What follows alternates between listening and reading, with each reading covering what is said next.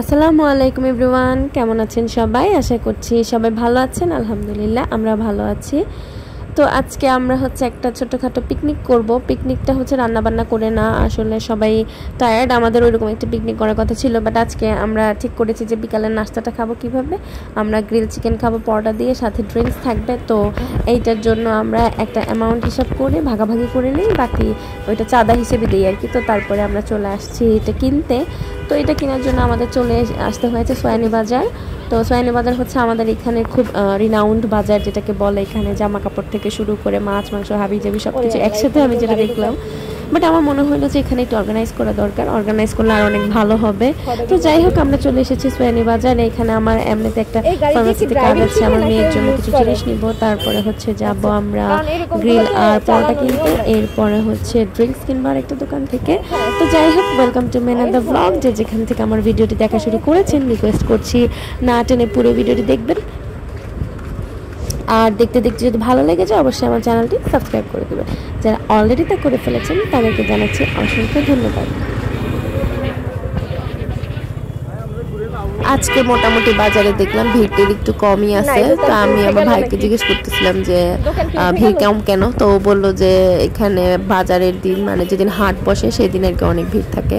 তো এই যেখানে আমার ভাই তো পেমেন্ট করছে, আমরা অর্ডার করে ফেলছি। তো ওদের রেডিই ছিল মোটামুটি, আর আমাদের যেহেতু অর্ডারটা বড় ছিল তাই ওরা আমাদেরকে বলেছে যে আমরা ঠিক আছে তাহলে আপনাদেরকে দিয়ে দে, যেহেতু রেডি আছে। তো আমরা বলেছি যে রেডি মানে পরোটাটা আমাদেরকে ফ্রেশ দিবেন।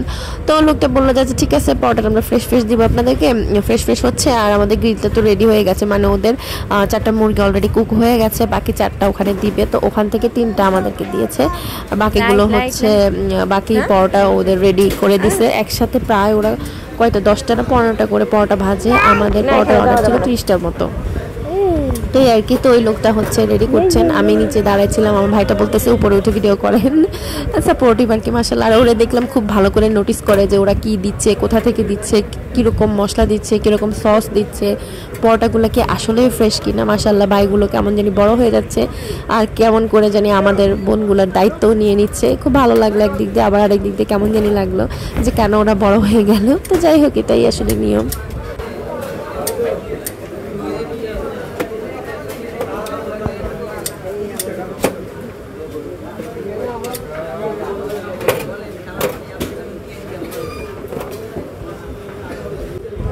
আমাদের এই বাজারে মোটামুটি আপনি একসাথে এলোপাথারি জামা কাপড়, জুতা, লেডিস জামা কাপড়, জেন্টস জামা কাপড়, তারপরে কসমেটিক্স আইটেম, এরপরে সবজি বাজার, মাছ বাজার, মাংস বাজার, তারপরে এই যে স্টেশনারি শপ, তারপরে হোটেল, রেস্টুরেন্ট, সব কিছু একসাথে পাবেন, মানে জগা খিচুড়ি।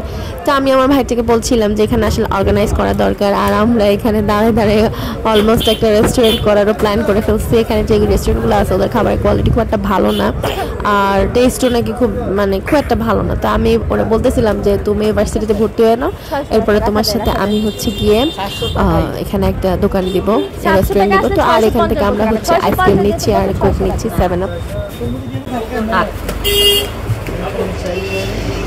হ্যাঁ কেন, কি হবে না, আমি দেবো, সমস্যা নাই।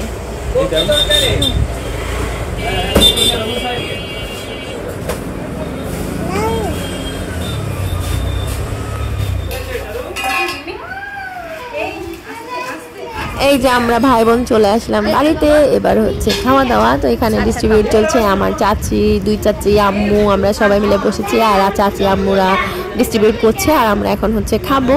তো এইটুকুই ছিল আজকে ব্লগে। যারা ভিডিওটা পুরোপুরি দেখেছেন তাদেরকে জানাচ্ছি অসংখ্য ধন্যবাদ।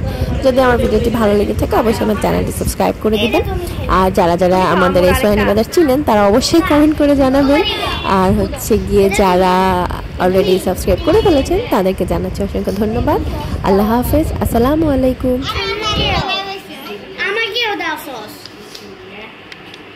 আমাকেও সস দাও।